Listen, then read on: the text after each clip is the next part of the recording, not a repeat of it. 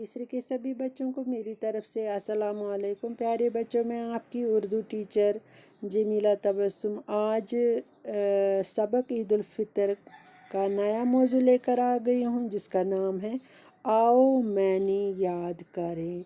प्यारे बच्चों, जिसका नाम है आओ मैनी याद करें। तो चलो, इस सबक का जो पहला अल्फाज है वो है धूमधाम। प्यारे बच्चों, इस लफ्ज़ को सबक में दोहराया गया है। तो धूमधाम का मतलब है शान व शौकत, यानी कि रंगीनियाँ जिसमें शान हो, जिसमें शौकत हो, उसको धूमधाम कहा जाता है। ओके। तो दूसरा जो लफ्ज़ यहाँ पर है वो है रमज़ान। रमज़ान हम इस्लामी साल का महीना जिसमें मुसलमान रोज़े रखते हैं। इस्लामी साल यानी कि हमारा जो इस्लामी साल होता है उस में मुसलमान रोज़े रखते हैं, यानी इस्लामी कैलेंडर का 9वां महीना, हमारे कैलेंडर का 9वां महीना रमज़ान कहलाता है। तो यहाँ पर एक और अल्फाज है जिसका नाम है यहाँ पर ईद उल फित्र। तो इस ईद उल फित्र का मतलब क्या है? रमज़ान के बाद की ईद, वही जिसमें सदका फितर दिया जाता है। रमज़ान यानी कि जिस महीने में हम रोज़े रखते हैं, उसके बाद हम जो खैरात करते हैं उसको सदका फ़ितर दिया जाता है, यानी कि उसको सदका फ़ितर कहा जाता है। इस टाइम हम ये जो हमारे पास खैरात देने के लिए होती है वो हम इसी ईद उल फितर को देती हैं, तब जाके उस खैरात का नाम पड़ा है सदका फ़ितर। भीड़, यहाँ पर एक और अल्फाज है। भीड़ का मानी है हजूम। हजूम हम कहते हैं जब बहुत सारे लोग इकट्ठे हों तो उसको हम भीड़ कहते हैं। मोहताज भी यहाँ पर एक और लफ्ज़ है जिसका ज़िक्र हुआ है सबक में। तो मोहताज का जो मानी है वो है ज़रूरतमंद। ज़रूरतमंद हम उनको कहते हैं जो गरीब होते हैं, मिस्कीन होते हैं, जिनको मतलब पैसों की ज़रूरत होती है, उनको हम कहते हैं मोहताज। उसके बाद एक और अल्फाज है जिसका ज़िक्र हमारे सबक में हुआ है, तो वो है सदका फ़ित्र।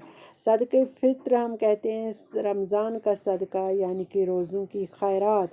जो रोज़े हम रमज़ान के महीने में रखते हैं उनकी हमें खैरात देनी पड़ती है, जिसका नाम है सदका फ़ित्र। उसके बाद एक और अल्फाज है जिसका नाम है टोली। टोली मैंने सबक में भी आप लोगों को पढ़ा है। उसको ग्रुह भी कहते हैं और जमात भी कहते हैं। ग्रुह भी कहते हैं और जमात भी कहते हैं, यानी कि इकट्ठे किसी चीज़ का होना, उसको हम ग्रुह कहते हैं। जैसे कि लोग इकट्ठे हों, जमात में हो, या जैसे आप अपनी क्लास में होते हो, जमात में हो, तो उसको हम टोली भी कह सकते हैं। उसके बाद एक और अल्फाज है यहाँ पर हिंडोला। हिंडोला का दूसरा नाम है झूला। झूला तो आप झूलते हो। अभी मैंने कल जो आप लोगों को सबक पढ़ा है उसमें आप लोगों ने झूले के बारे में पढ़ा है, जिसका दूसरा अल्फाज है हिंडोला भी। तो उसके बाद एक और अल्फाज आता है जिसका नाम है ईदगाह।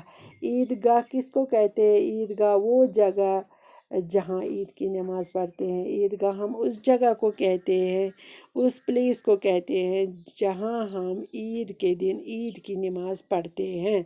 यानी कि लोग जिस दिन ईदगाह, ये वो जगह जहाँ पर लोग ईद की नमाज़ अदा करते हैं। ईदी एक और अल्फाज है। ईदी हम किसको कहते हैं? ईदी वो रकम जो ईद के दिन छोटों को दी जाती है। ये वो पैसा होता है जो हम छोटों को देते हैं ईद के दिन, यानी कि ये वो खुशी का दिन होता है जिसमें हम छोटे बच्चों को पैसे देते हैं। फूले न समाना एक और अल्फाज। फूले न समाना का दूसरा मानी है बहुत खुश होना, यानी कि जब आप बहुत खुश होते हो उस टाइम हम कहेंगे आप फूले नहीं समाते हो।